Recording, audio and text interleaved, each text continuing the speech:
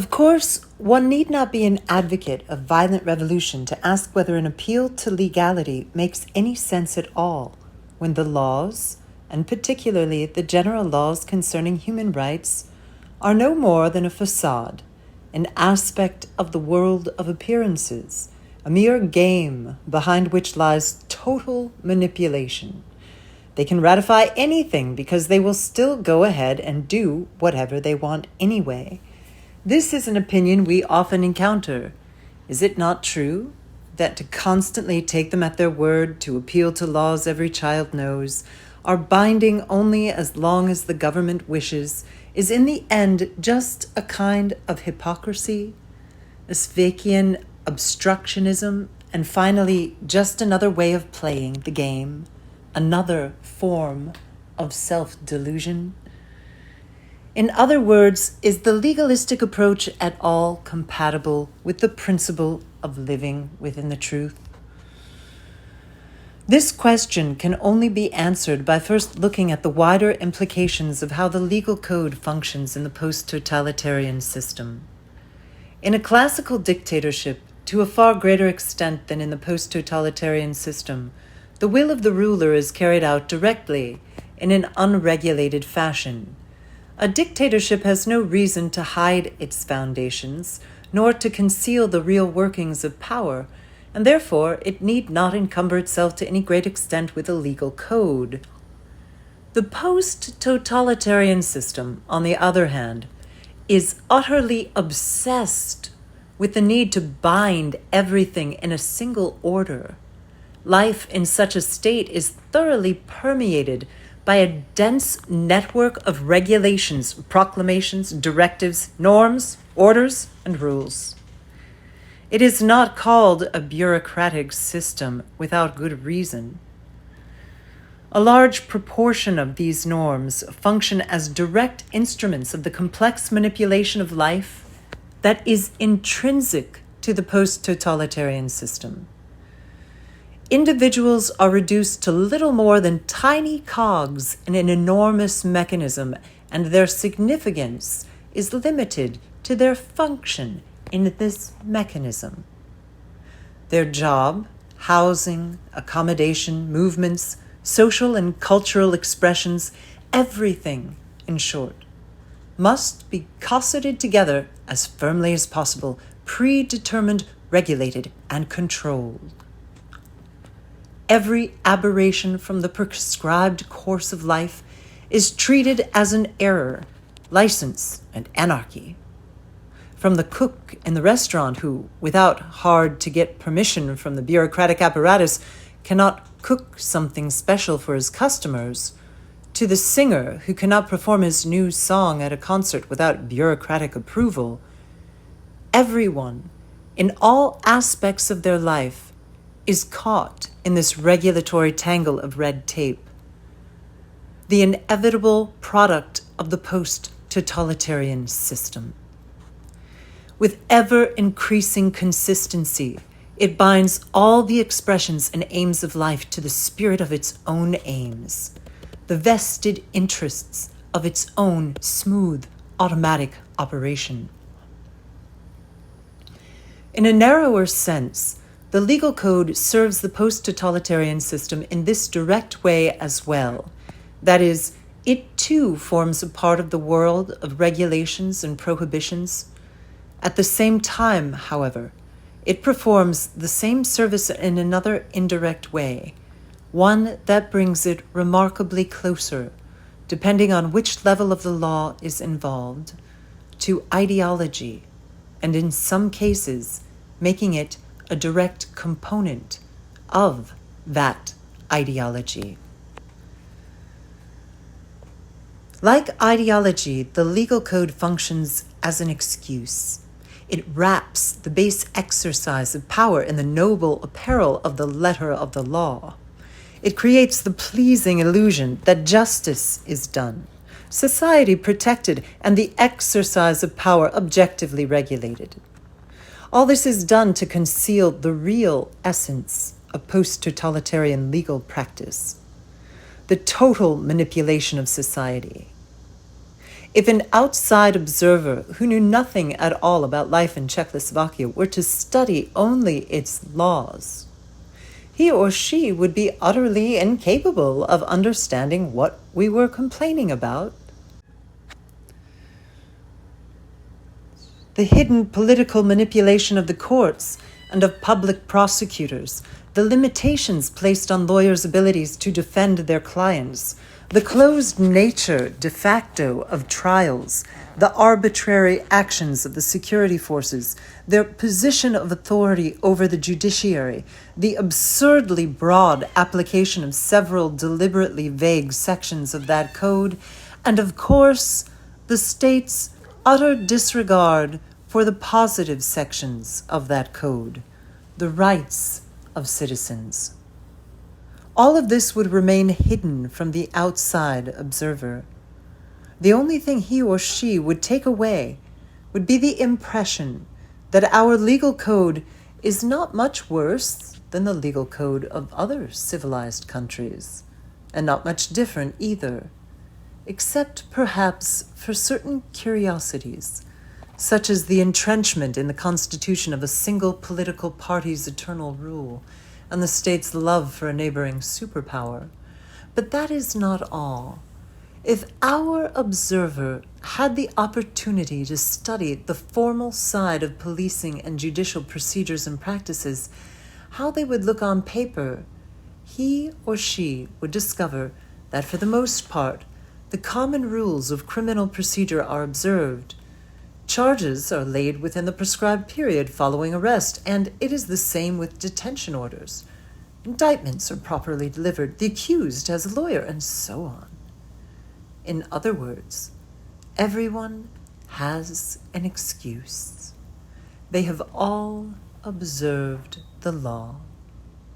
In reality, however, they have cruelly and pointlessly ruined a young person's life, perhaps for no other reason than because he or she made smashed that copies of a novel written by a banned writer, or because the police deliberately falsified their testimony, as everyone knows, from the judge down to the defendant. Yet all of this somehow remains in the background. The falsified testimony is not necessarily obvious from the trial documents at this section of the Criminal Code dealing with the incitement, does not formally exclude the application of that charge to the copying of a banned novel.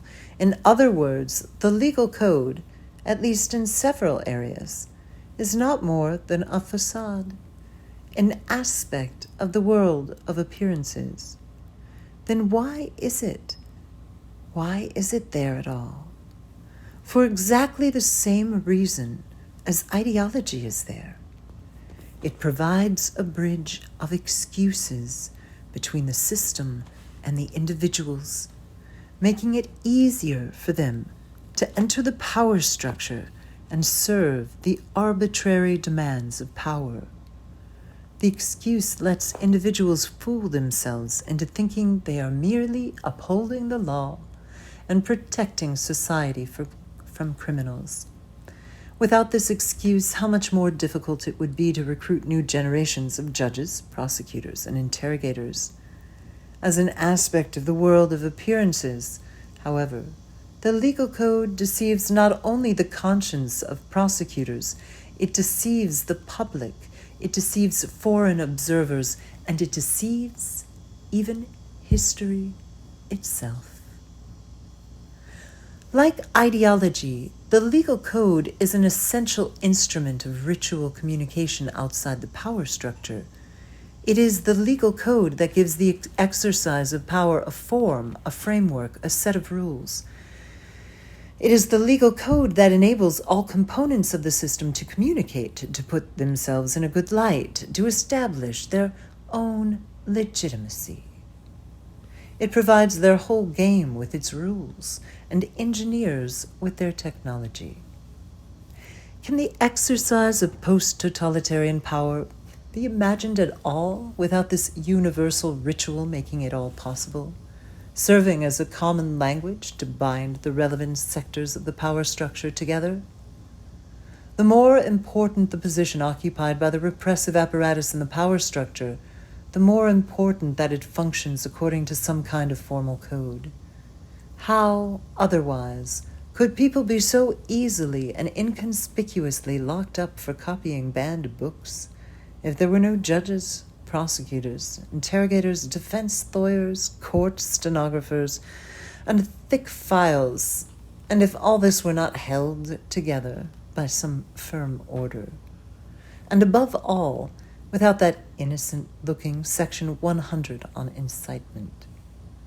This could all be done, of course, without a legal code and its accessories, but only in some ephemeral dictatorship run by an Ugandan bandit, not in a system that embraces such a huge portion of civilized humankind and represents an integral, stable, and respected part of the modern world.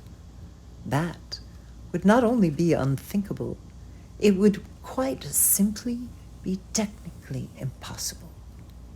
Without the legal code functioning as a ritually cohesive force, the post-totalitarian system could not exist.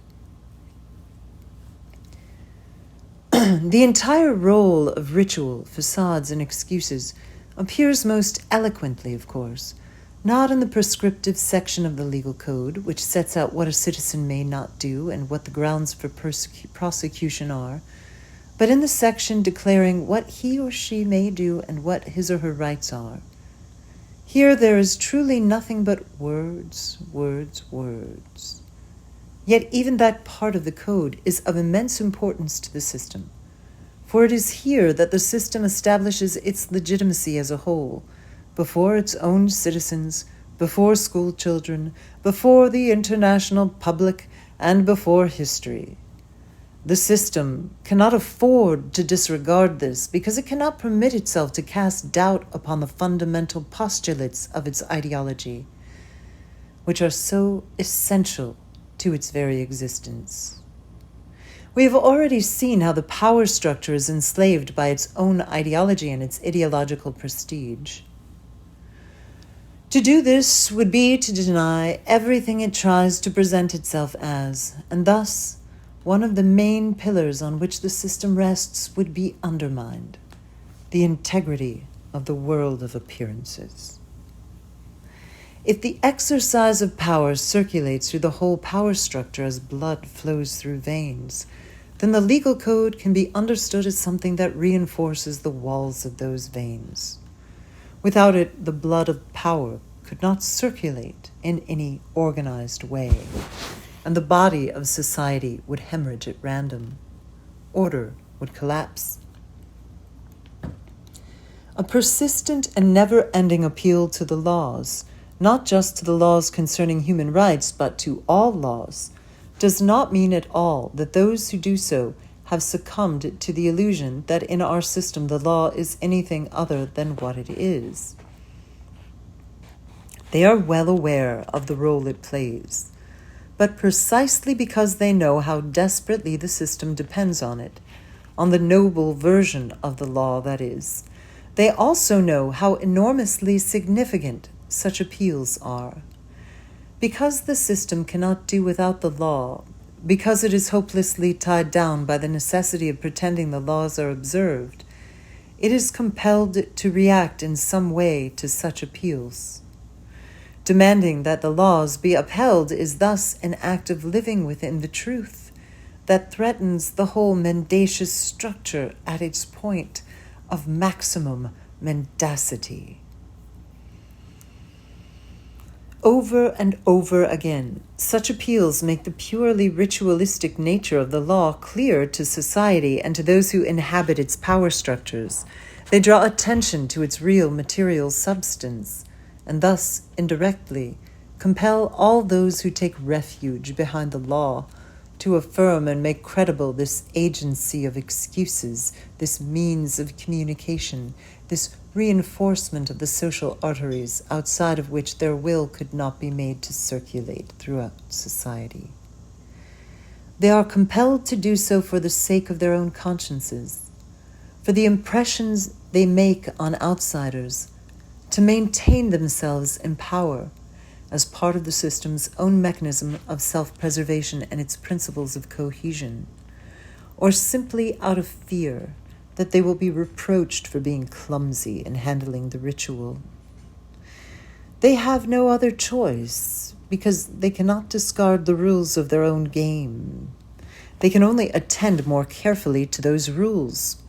Not to react to challenges means to undermine their own excuse and lose control of their mutual communications system. To assume that the laws are a mere facade, that they have no validity, and that therefore it is pointless to appeal to them, would mean to go on reinforcing those aspects of the law that create the facade and the ritual. It would mean confirming the law as an aspect of the world of appearances, and enabling those who exploit it to rest easy with the cheapest and therefore the most mendacious form of their excuse. I have frequently witnessed policemen, prosecutors, or judges, if they were dealing with an experienced chartist or courageous lawyer, and if they were exposed to public attention as individuals with a name, no longer protected by the anonymity of the apparatus, suddenly and anxiously begin to take particular care that no cracks appear in the ritual. This does not alter the fact that a despotic power is hiding behind that ritual, but the very existence of the official's anxiety necessarily regulates, limits, and slows down the operation of that despotism.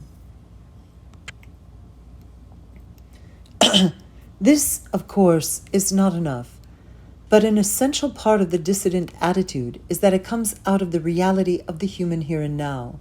It places more importance on the oft-repeated and consistent concrete action, even though it may be inadequate and though it may ease only insignificantly the suffering of a single insignificant citizen, than it does in some abstract fundamental solution in an uncertain future. In any case, it is not this in fact just another form of small-scale work, in the Masarchian sense, with which the dissident attitude seemed at first to be in such sharp contradiction? This section would be incomplete without stressing certain internal limitations to the policy of taking them at their own word. The point is this: even in the most ideal of cases, the law is only one of several imperfect and more or less external ways of defending what is better in life against what is worse. By itself, the law can never create anything better. Its purpose is to render a service, and its meaning does not lie in the law itself. Establishing respect for the law does not automatically ensure a better life, for that, after all, is a job for people and not for laws and institutions. It is possible to imagine a society with good laws that are fully respected, but in which it is impossible to live. Conversely, one can imagine life being quite bearable even where the laws are imperfect and imperfectly applied. The most important thing is always the quality of that life, and whether or not the laws enhance life or repress it, not merely whether they are upheld or not. Often strict observance of the law could have a disastrous impact on human dignity. The key to a humane, dignified, rich, and happy life does not lie either in the Constitution or in the criminal code. These merely establish what may or may not be done, and thus they can make life easier or more difficult. They limit or permit, they punish, tolerate, or defend, but they can never give life substance or meaning. The struggle for what is called legality must constantly keep this legality in perspective against the background of life as it really is. Without keeping one's eyes open to the real dimensions of life's beauty and misery, and without a moral relationship to life, This struggle will sooner or later come to grief on the rocks of some self-justifying system of scholastics. Without really wanting to, one would thus become more and more like the observer who comes to conclusions about our system only on the basis of trial documents and is satisfied, if at all, the appropriate regulations have been observed. And is satisfied if all the appropriate regulations have been observed. If the basic job of the dissident movements is to serve truth, that is, to serve the real aims of life, and if that necessarily develops into a defense of the individual and his or her right to a free and truthful life, that is, a defense of human rights and a struggle to see the laws respected, then another stage of this approach, perhaps the most mature stage so far, is what Vaclav Havel has called the development of parallel structures. When those who have decided to live within the truth have denied any direct influence on the existing social structures, not to mention the opportunity to participate in them, and when these people begin to create what I have called the independent life of society, this independent life begins, of itself, to become structured in a certain way. Sometimes there are only very embryonic indications of this process of structuring. At other times, the structures are already quite well developed. Their genesis and evolution are inseparable from the phenomenon of descent, even though they reach far beyond the arbitrarily defined area of activity usually indicated by that term. What are these structures? Ivan Heros was the first Czechoslovakian to formulate and apply in practice the concept of a second culture. Although at first he was thinking chiefly of nonconformist rock music and only certain literary, artistic, or performance events close to the sensibilities of those nonconformist musical groups, the term second culture very rapidly came to be used for the whole area of independent and repressed culture. That is, not only for art and its various currents, but also for the humanities, the social sciences, and philosophical thought. This second culture, quite naturally, has created elementary organizational forms, Samizdat editions of books and magazines, private performances and concerts, seminars, exhibitions, and so on. In Poland, all of this is vastly more developed. There are independent publishing houses and many more periodicals, even political periodicals. They have means of proliferation other than carbon copies and so on. In the Soviet Union, Samizdat has a longer tradition and clearly its forms are quite different. Culture, therefore, is a sphere in which the parallel structures can be observed in their most highly developed form. Benda, of course, gives thought to potential on embryonic forms of such structures in other spheres as well, from a parallel information network to parallel forms of education, private universities, parallel trade unions, parallel foreign contacts, to a kind of hypothesis on a parallel economy. On the basis of these parallel structures, he then develops the notion of a parallel polis, or state, or rather, he sees the rudiments of such a polis in these structures. At a certain stage in its development, the independent life of society and the dissident movements cannot avoid a certain amount of organization and institutionalization. This is a natural development, and unless this independent life of society is somehow radically suppressed and eliminated, the tendency will grow. Along with it, a parallel political life will also necessarily evolve, and to a certain extent it exists already in Czechoslovakia. Various groupings of a more or less political nature will continue to define themselves politically, to act and confront each other. These parallel structures, it may be said, represent the most articulated expression so far of living within the truth. One of the most important tasks the dissident movements have set themselves is to support and develop them. Once again, it confirms the fact that all attempts by society to resist the pressure of the system have their essential beginnings in the pre-political area. For what else are parallel structures than an area where a different life can be lived, a life that is in harmony with its own aims, and which, in turn, structures itself in harmony with those aims?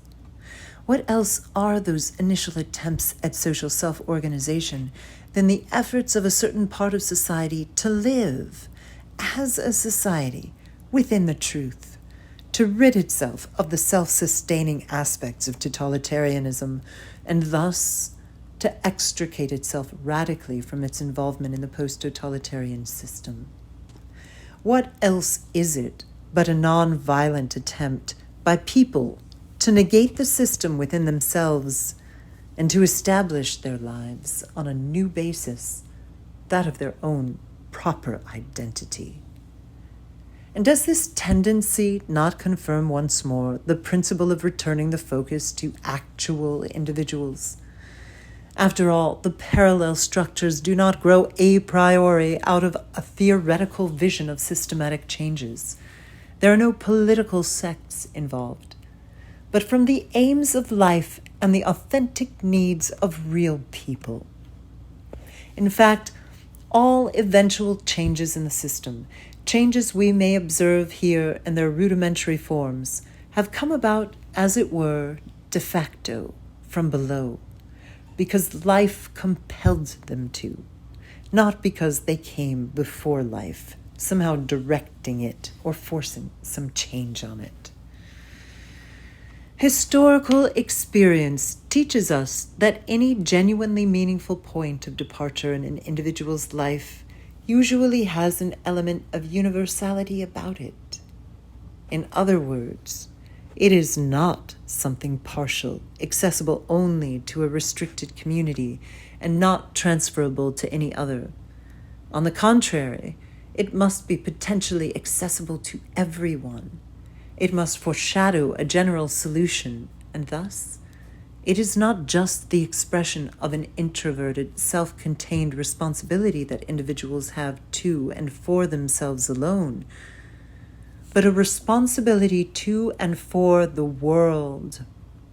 Thus, it would be quite wrong to understand the parallel structures and the parallel polis as a retreat into a ghetto and as an act of isolation, addressing itself only to the welfare of those who had decided on such a course and who are indifferent to the rest. It would be wrong, in short, to consider it an essentially group solution that has nothing to do with the general situation. Such a concept would, from the start, alienate the notion of living within the truth from its proper point of departure, which is concern for others, transforming it ultimately into just another, more sophisticated version of living within a lie. In so doing, of course, it would cease to be a genuine point of departure for individuals and groups, and would recall the false notion of dissidents as an exclusive group with exclusive interests, carrying on their own exclusive dialogue with the powers that be. In any case, even the most highly developed forms of life in the parallel structures, even that most mature form of the parallel polis, can only exist, at least in post-totalitarian circumstances, when the individual is at the same time lodged in the first official structure by 1,000 different relationships, even though it may only be the fact that one buys what one needs in their stores, uses their money, and obeys their laws. Certainly, one can imagine life in its baser aspects flourishing in the parallel polis, but would not such a life, lived deliberately that way, as a program, be merely another version of the schizophrenic life within a lie, which everyone else must live in one way or another? Would it not just be further evidence that a point of departure that is not a model solution, that is not applicable to others, cannot be meaningful for an individual either? Patochka used to say that the most interesting thing about responsibility is that we carry it with us everywhere.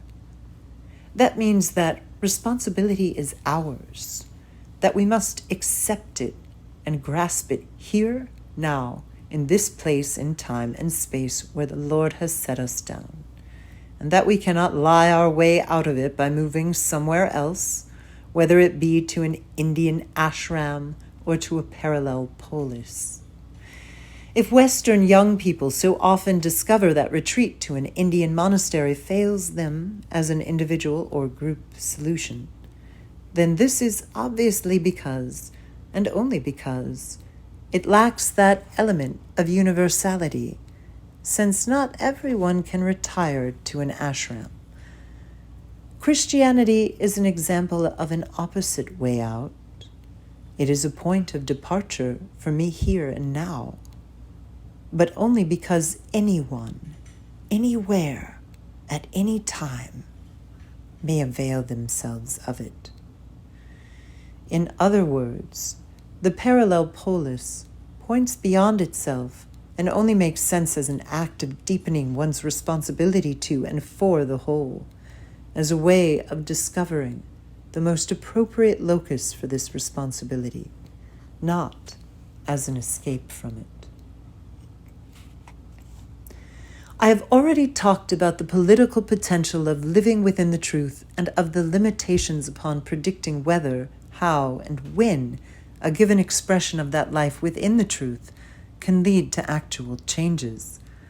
I have also mentioned how irrelevant trying to calculate the risks in this regard are, for an essential feature of independent initiatives is that they are always, initially at least, an all or nothing gamble.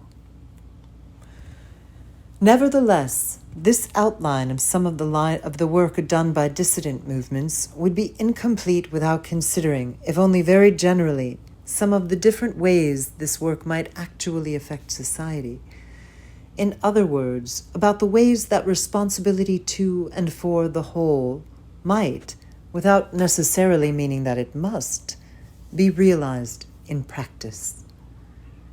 In the first place, it has to be emphasized that the whole sphere comprising the independent life of society, and even more so the dissident movement as such, is naturally far from being the only potential factor that might influence the history of countries living under the post-totalitarian system.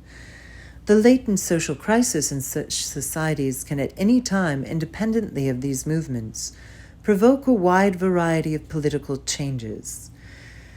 It may unsettle the power structure and induce or accelerate various hidden confrontations, resulting in personal, conceptual, or at least climactic changes. It may significantly influence the general atmosphere of life, evoke unexpected and unforeseen social unrest and explosions of discontent. Power shifts at the center of the bloc can influence conditions in the different countries in various ways. Economic factors naturally have an important influence, as do broader trends of global civilization. An extremely important area, which could be a source of radical changes and political upsets, is represented by international politics. The policies adopted by other superpower in all other countries, the changing structure of international interests, and the position taken by our bloc. Even the people who end up in the highest positions are not without significance, although as I have already said, one ought not to overestimate the importance of leading personalities in the post-totalitarian state. There are many such influences and combinations of influence, and the eventual political impact of the dissident movements is thinkable only against this general background and in the context that background provides. That impact is only one of the many factors, and far from the most important one, that affect political developments, and it differs from the other factors perhaps only in that its essential focus is reflecting upon that political development from the point of view of a defensive people and seeking an immediate application of that reflection. The primary purpose of the outward direction of these movements is always, as we have seen, to have an impact on society, not to affect the power structure, at least not directly and immediately. Independent initiatives address the hidden sphere. They demonstrate that living within the truth is a human and social alternative, and they struggle to expand the space available for that life. They help, though it is, of course, indirect help, to raise the confidence of citizens. They shatter the world of appearances and unmask the real nature of power. They do not assume a messianic role. They are not a social avant-garde or elite that alone knows best and whose task it is to raise the consciousness of the unconscious masses. That arrogant self-projection is once again intrinsic to an essentially different way of thinking, the kind that feels it has a patent on some ideal project, and therefore that it has the right to impose it on society. Nor do they want to lead anyone. They leave it up to each individual to decide what he or she will or will not take from their experience and work. If official Czechoslovak propaganda ascribed the Chartists as self-appointees, it was not in order to emphasize any real avant-garde ambitions on their part, but rather a natural expression of how the regime thinks, its tendency to judge others according to itself, since behind any expression of criticism, it automatically sees the desire to cast the mighty from their seats and rule in their places in the name of the people, the same pretext the regime itself has used for years.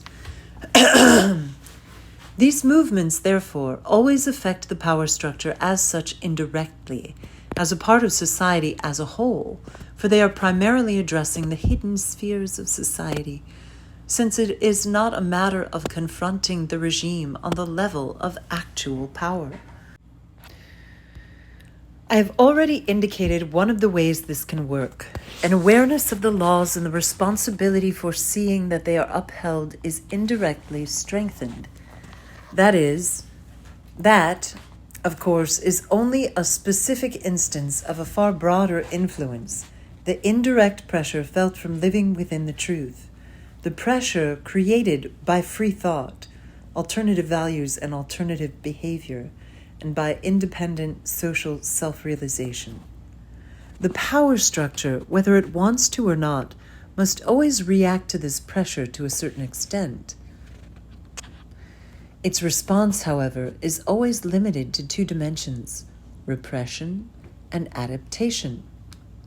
Sometimes one dominates, sometimes the other. For example, the Polish Flying University came under increased persecution, and the flying teachers were detained by the police. At the same time, however, professors in existing official universities tried to enrich their own curricula with several subjects hitherto considered taboo, and this was a result of indirect pressure exerted by the Flying University. The motives for this adaptation may vary from the ideal. The hidden sphere has received the message, and conscience and the will to truth are awakened, to the purely utilitarian. The regime's instinct for survival compels it to notice the changing ideals and the changing mental and social climate and react flexibly to them. Which of these motives happen to predominate in a given moment is not essential in terms of the final effect. Adaptation is the positive dimension of the regime's response, and it can and usually does have a wide spectrum of forms and phases. Some circles may try to integrate values or people from the parallel world into official structures, to appropriate them, to become a little like them while trying to make them a little less like themselves, and thus to adjust to an obvious and untenable imbalance. In the 1960s, progressive communists began to discover certain unacknowledged cultural values and phenomena. This was a positive step, although not without its dangers, since the integrated or appropriated values lost something of their independence and originality, and having been given a cloak of officiality and conformity, their credibility was somewhat weakened. In a further phase, this adaptation can lead to various attempts on the part of the official structures to reform, both in terms of their ultimate goals and structurally. Such reforms are usually halfway measures.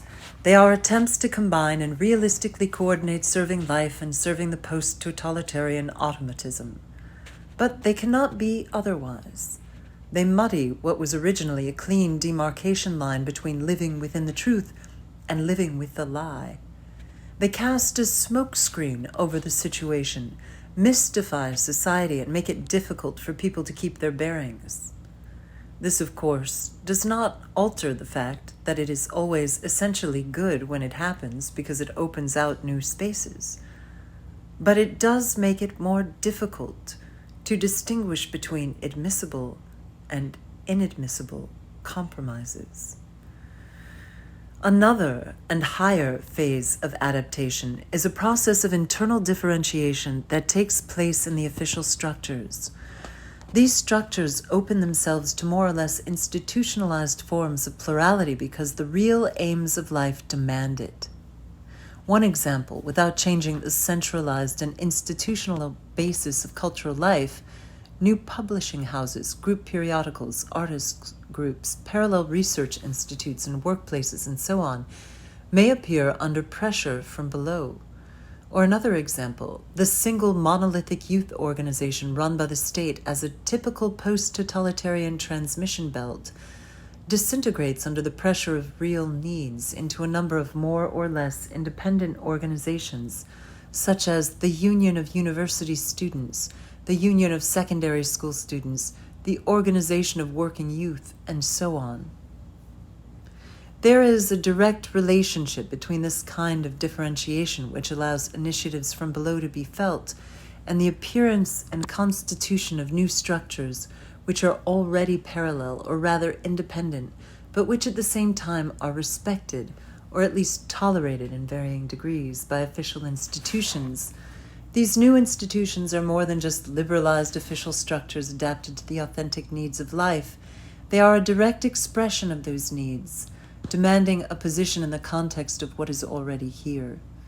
In other words, they are genuine expressions of the tendency of society to organize itself. In Czechoslovakia in 1968, the best-known organizations of this type were KAN, the Club of Committed Non-Communists, and K231, an organization of former political prisoners. The ultimate phase of this process is the situation in which the official structures, as agencies of the post-totalitarian system existing only to serve its automatism and constructed in the spirit of that role, simply begin withering away and dying off, to be replaced by new structures that have evolved from below and are put together in a fundamentally different way. Certainly many other ways may be imagined in which the aims of life can bring about political transformations in the general organization of things and weaken on all levels the hold that techniques of manipulation have on society. Here I have mentioned only the way in which the general organization of things was in fact changed as we experienced it ourselves in Czechoslovakia around 1968. It must be added that all these concrete instances were part of a specific historical process which ought not to be thought of as the only alternative, nor as necessarily repeatable, particularly not in our country. A fact which, of course, takes nothing away from the importance of the general lessons which are still sought and found in it to this day. While on the subject of 1968 in Czechoslovakia, it may be appropriate to point to some of the characteristic aspects of developments at that time. All the transformations, first in the general mood, then conceptually, and finally structurally, did not occur under pressure from the kind of parallel structures that are taking shape today. Such structures, which are sharply defined antitheses of the official structures, quite simply did not exist at the time, nor were there any dissidents to change the present sense of the word. The changes that took place were simply a consequence of pressures of the most varied sort, some thoroughgoing, some partial. There were spontaneous attempts at free forms of thinking, independent creation and political articulation, there were long-term, spontaneous, and inconspicuous efforts to bring about the interpenetration of independent life of society with the existing structures, usually beginning with the quiet institutionalization of this life on and around the periphery of the official structures. In other words, it was a gradual process of social awakening, a kind of creeping process in which the hidden spheres gradually opened out. There is some truth in the official propaganda which talks about a creeping counter-revolution in Czechoslovakia, referring to how the aims of life proceed. The motive force behind this awakening did not have to come exclusively from the independent life of society, considered as a definable social milieu, although of course it did come from there, a fact that has yet to be fully appreciated. It could also have simply come from the fact that people in the official structures who more or less identified with the official ideology came up against reality as it really was, and as it gradually became clear to them through latent social crises and their own bitter experiences with the true nature and operations of power. I'm thinking here mainly of the many anti-dogmatic reform communists who grew to become, over the years, a force inside the official structures. Neither the proper conditions nor the raison d'être existed for those limited, self-structuring, independent initiatives familiar from the present era of dissident movements that stand so sharply outside the official structures and are unrecognized by them en bloc.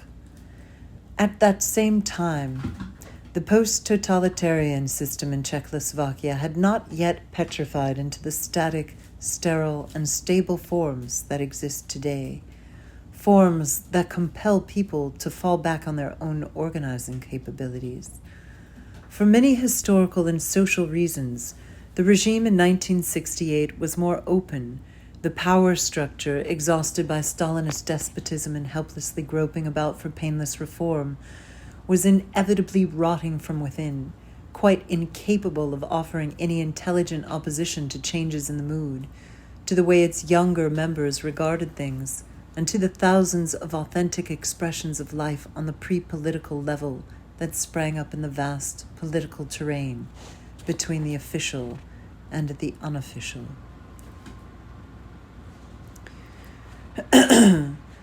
From the more general point of view, yet another typical circumstance appears to be important. The social ferment that came to a head in 1968 never, in terms of actual structural changes, went any further than the reform, the differentiation, or the replacement of structures that were really only of secondary importance. It did not affect the very essence of the power structure in the post-totalitarian system, which is to say, its political model, the fundamental principles of social organization, not even the economic model, in which all economic power is subordinated to political power. Nor were any essential structural changes made in the direct instruments of power, the army, the police, the judiciary, etc. On that level, the issue was never more than a change in the mood, the personnel, the political line, and above all, changes in how that power was exercised. Everything else remained at that stage, the stage of discussion and planning. The two officially accepted programs that went furthest in this regard were the April 1968 Action Program of the Communist Party of Czechoslovakia and the Proposal for Economic Reforms. The Action Program, it could not have been otherwise, was full of contradictions and halfway measures that left the physical aspects of power untouched.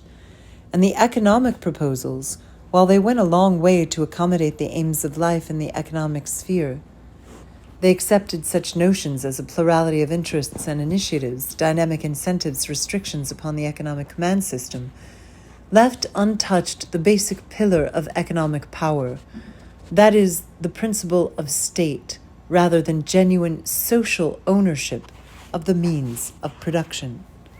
So there it is. There is a gap here, which no social movement in the post-totalitarian system has ever been able to bridge, with the possible exception of those few days during the Hungarian uprising. What other developmental alternative might emerge from the future in the future? Replying to that question would mean entering the realm of pure speculation.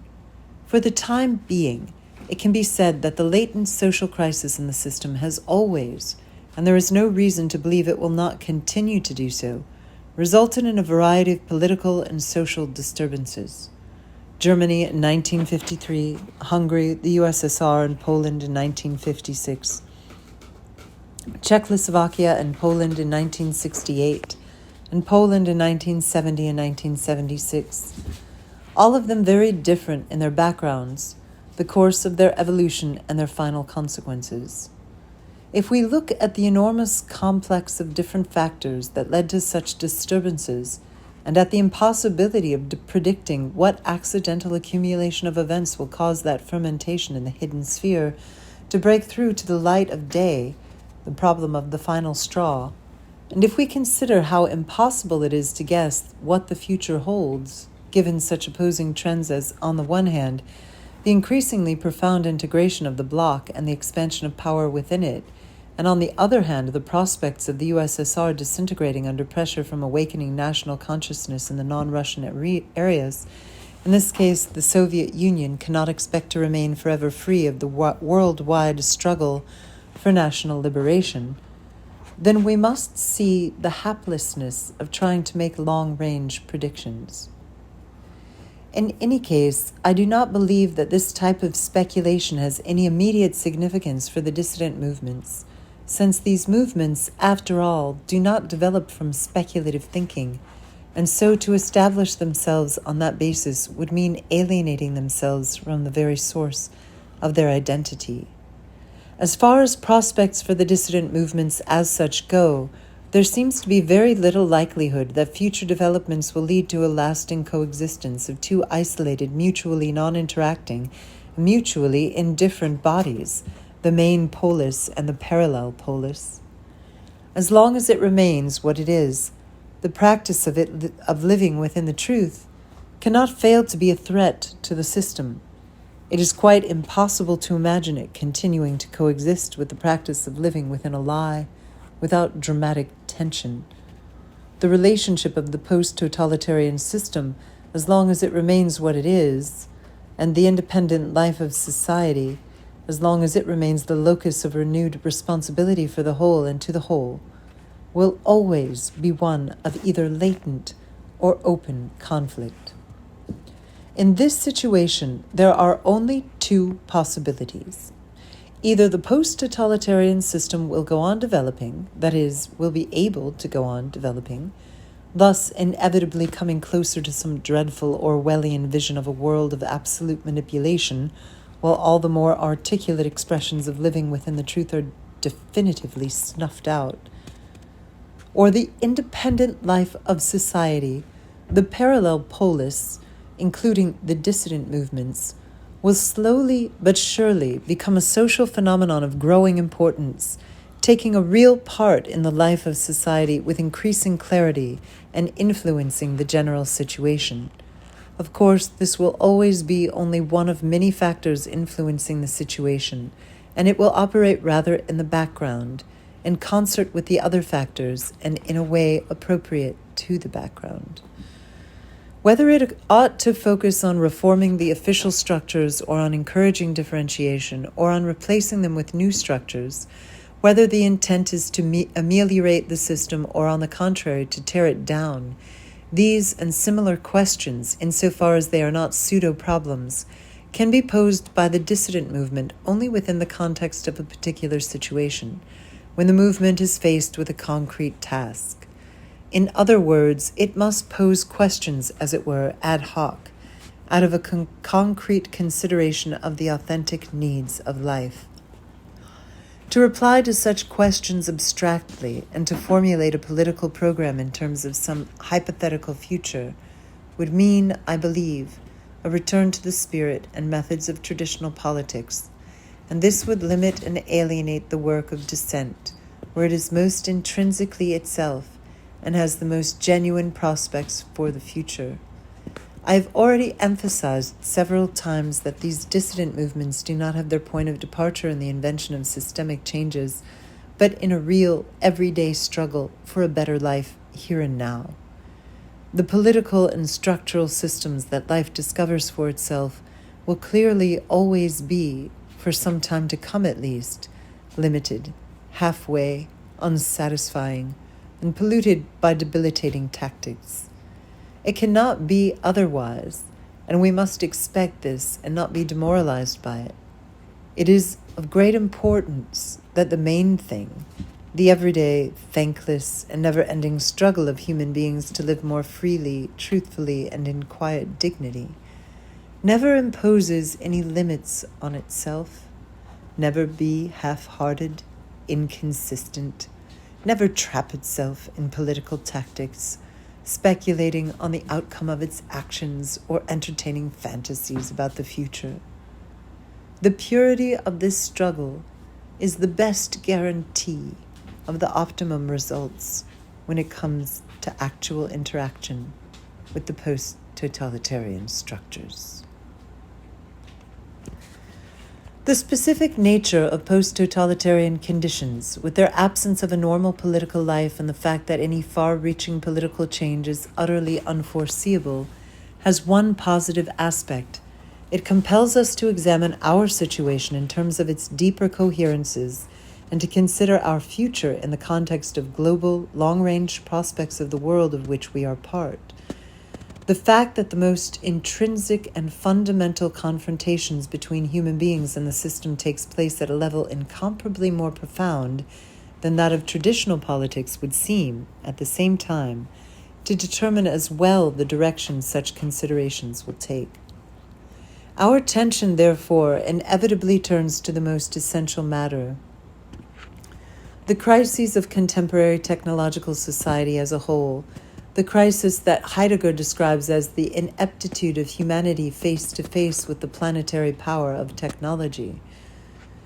Technology, that child of modern science, which in turn is a child of modern metaphysics, is out of humanity's control, has ceased to serve us, has enslaved us, and compelled us to participate in the preparation of our own destruction.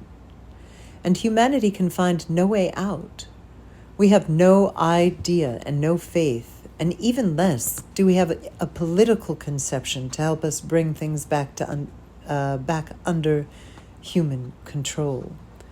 We look on helplessly as that cold functioning machine we have created inevitably engulfs us, tearing us away from our natural affiliations, for instance, from our habitat in the widest sense of that word, including our habitat in the biosphere, just as it removes us from the experience of being and casts us into the world of existences. This situation has already been described from many different angles, and many individuals and social groups have sought, often painfully, to find ways out of it, for instance, through Oriental thought or by forming communes. The only social, or rather political, attempt to do something about it that contains the necessary element of universality, responsibility to and for the whole, is the desperate, and given the turmoil the world is in, fading voice of the ecological movement. And even there, the attempt is limited to a particular notion of how to use technology to oppose the dictatorship of technology. Only a God can save us now, Heidegger says, and he emphasizes the necessity of a different way of thinking, that is, of a departure from what philosophy has been for centuries, and a radical change in the way in which humanity understands itself, the world, and its position in it. He knows no way out, and all he can recommend is preparing expectations. Various thinkers and movements feel that this as yet unknown way out might be more generally characterized as a broad existential revolution. I share this view. I also share the opinion that a solution cannot be sought in some technological sleight of hand, that is, in some external proposal for change, or in some revolution that is merely philosophical, merely social, merely technological, or even merely political. These are all areas where the consequences of an existential revolution can and must be felt, but their most intrinsic locus can only be human existence in the profoundest sense of the word. It is only from that basis that it can become a generally ethical and, of course, ultimately a political reconstitution of society. What we call the consumer and industrial or post-industrial society, and Ortega y Gasset once understood as the revolt of the masses, as well as the intellectual, moral, political, and social misery in the world today. All of this is perhaps merely an aspect of the deep crisis in which humanity, dragged helplessly along by the automatism of global technological civilization, finds itself. The post-totalitarian system is only one aspect, a particularly drastic aspect, and thus all the more revealing of its real origins, of this general inability of modern humanity to be the master of its own situation. The automatism of the post-totalitarian system is merely an extreme version of the global automatism of technological civilization. The human failure that it mirrors is only one variant of the general failure of modern humanity. This planetary challenge to the position of human beings in the world is, of course, also taking place in the Western world, the only difference being the social and political forms it takes. Heidegger refers expressly to a crisis of democracy. There is no real evidence that Western democracy, that is, democracy of the traditional parliamentary type, can offer solutions that are any more profound. It may even be said that the more room there is in the Western democracies compared to our own world for the genuine aims of life, the better the crisis is hidden from people, and the more deeply do they become immersed in it. It would appear that the traditional parliamentary democracies can offer no fundamental opposition to the automatism of technological civilization and the industrial consumer society, for they, too, are being dragged helplessly along by it. People are manipulated in ways that are infinitely more subtle and refined than the brutal methods used in the post-totalitarian societies. But this static complex of rigid, conceptually sloppy, and politically pragmatic mass political parties run by professional apparatuses and releasing the citizen from all forms of concrete and personal responsibility, and those complex foci of capital accumulation engaged in secret manipulations and expansion, the omnipresent dictatorship of consumption, production, advertising, commerce, consumer culture, and all that flood of information, all of it, so often analyzed and described, can only, with great difficulty, be imagined as the source of humanity's rediscovery of itself. In his June 1978 Harvard lecture, Solzhenitsyn described the illusory nature of freedoms not based on personal responsibility, and the chronic inability of the traditional democracies as a result to oppose violence and totalitarianism. In a democracy, human beings may enjoy many personal freedoms and securities that are unknown to us here, but in the end, they do them no good, for they too are ultimately victims of the same automatism and are incapable of defending their concerns about their own identity or preventing their superficialization or transcending concerns about their own personal survival to become proud and responsible members of the polis, making a genuine contribution to the creation of its destiny. Because all our prospects for a significant change for the better are very long range indeed, we are obliged to take note of this deep crisis of traditional democracy. Certainly, if conditions were to be created for democracy in some countries in the Soviet bloc, although this is becoming increasingly improbable, it might be an appropriate transitional solution that would help to restore the devastated sense of civic awareness, to renew democratic discussion, to allow for the crystallization of an elementary political plurality, an essential expression of the aims of life. But to cling to the notion of traditional parliamentary democracy as one's political ideal, and to succumb to the illusion that only this tried and true form is capable of guaranteeing human beings enduring dignity and an independent role in society, would, in my opinion, be at the very least short-sighted. I see a renewed focus on politics, on real people, as something far more profound than merely returning to the everyday mechanisms of Western, or if you like it, bourgeois democracy. In 1968, I felt that our problem could be solved by forming an opposition party that would compete publicly for power within the Communist Party, with the Communist Party. I have long since come to realize, however, that it is not that simple, and that no opposition party in and of itself, just as no new electoral laws in and of themselves, could make society proof against some new form of violence. No dry organizational measures in themselves can provide that guarantee, and we would be hard-pressed to find in them that God who alone can save us. And now I may properly be asked the question, what is to be done then?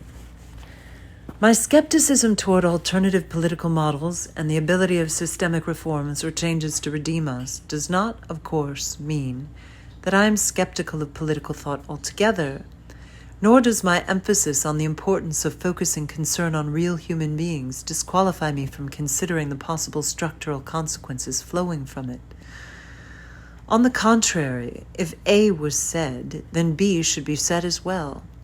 Nevertheless, I will offer only a few very general remarks. Above all, any existential revolution should provide hope of a moral reconstitution of society, which means a radical renewal of the relationship of human beings to what I have called the human order, which no political order can replace. A new experience of being, a renewed rootedness in the universe, a newly grasped sense of higher responsibility, a newfound inner relationship to other people and to the human community. These factors clearly indicate the direction in which we must go. And the political consequences? Most probably they could be reflected in the constitution of structures that will derive from this new spirit, from human factors rather than from a particular formalization of political relationships and guarantees. In other words, the issue is the rehabilitation of values like trust, openness, responsibility, solidarity, and love.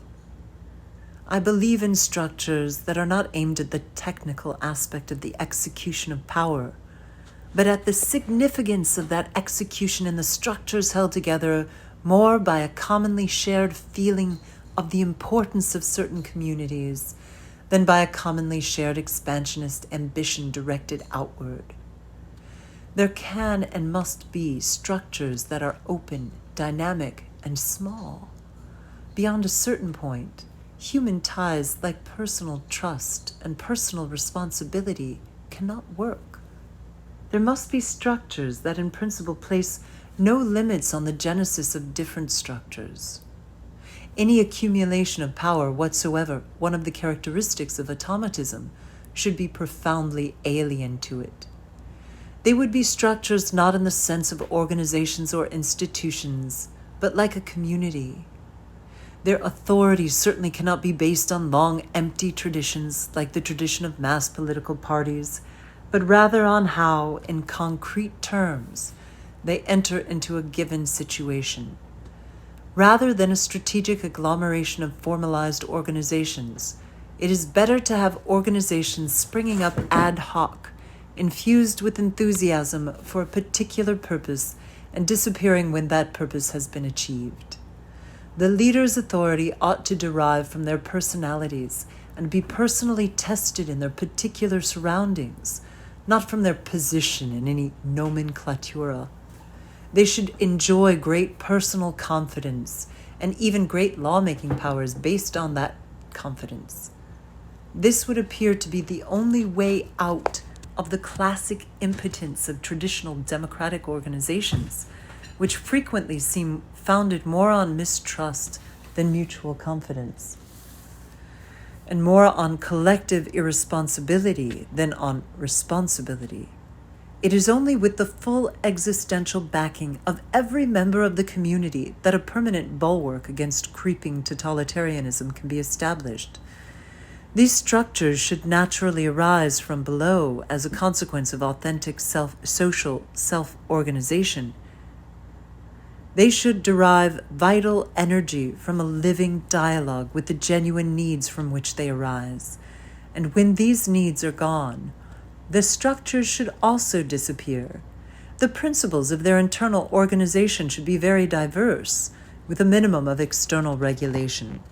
The decisive criterion of this self-constitution should be the structure's actual significance and not just a mere abstract norm.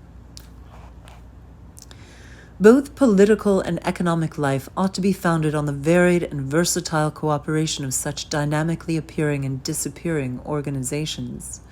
As far as the economic life of society goes, I believe in the principle of self-management, which is probably the only way of achieving what all the theorists of socialism have dreamed about, that is, the genuine, informal participation of workers in economic decision-making, leading to a feeling of genuine responsibility for their collective work.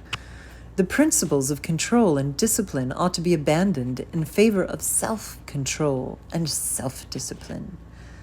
As is perhaps clear from even so general an outline, the systemic consequences of an existential revolution of this type goes significantly beyond the framework of classical parliamentary democracy.